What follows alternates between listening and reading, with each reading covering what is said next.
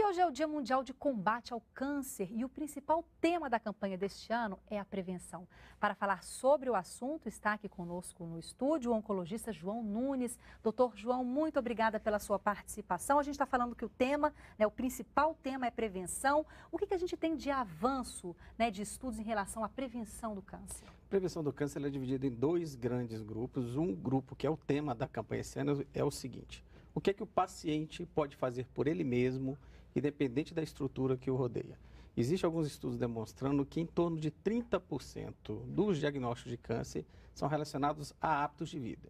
Esses hábitos vão desde hábitos maléficos, como o ato de fumar, que é a principal causa evitável de câncer no mundo, como, por exemplo, a falta de atividade física regular. A obesidade e falta de atividade física regular são intrinsecamente relacionados a diversos tipos de tumores. E esse tipo de comportamento você não precisa de estrutura nenhuma. Alguns dados demonstram que se a população mundial deixasse de fumar e praticasse atividades físicas regulares, a incidência de câncer cai em torno de 30%. Isso é um dado bastante exuberante. Olha só, é verdade. Agora, 30% então é em relação aos hábitos das pessoas. Mas se a gente for falar do restante, 70%, a gente tem que da questão da genética, de ser hereditário, de ter alguém na família que tem algum caso de câncer. O fator genético talvez seja o principal fator de risco para câncer.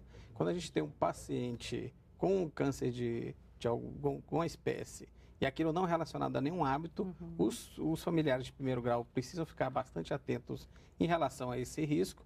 Além disso, existe a prevenção secundária, a prevenção que pode ser realizada através da associação de exames de detecção precoce.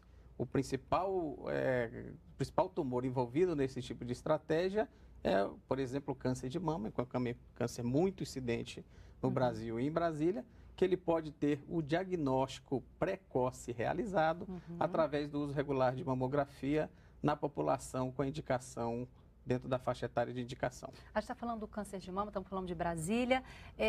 Brasília hoje tem capacidade para tratar esses pacientes de câncer? A rede pública de saúde hoje conta com todas as coisas que precisa nesse tratamento do câncer? Sim, na maioria dos tumores, a estrutura de saúde pública do DF atende de forma bastante razoável. O que acontece hoje, que acontece em várias partes do Brasil e também em Brasília, é que a demanda por serviço é maior do que a oferta de serviço.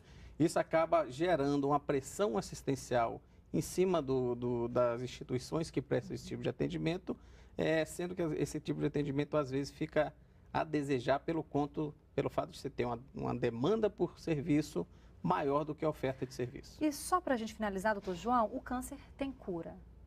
O câncer ele tem cura principalmente quando diagnosticado de forma precoce. Não existe ação mais intensa e que resolva mais o problema do que a busca precoce do diagnóstico. Quanto mais precoce um câncer, maior a chance de cura, menor sequela estética e menor sequela psicoemocional e Tá certo, psicológica. João. Muito obrigada pela participação. Eu que agradeço.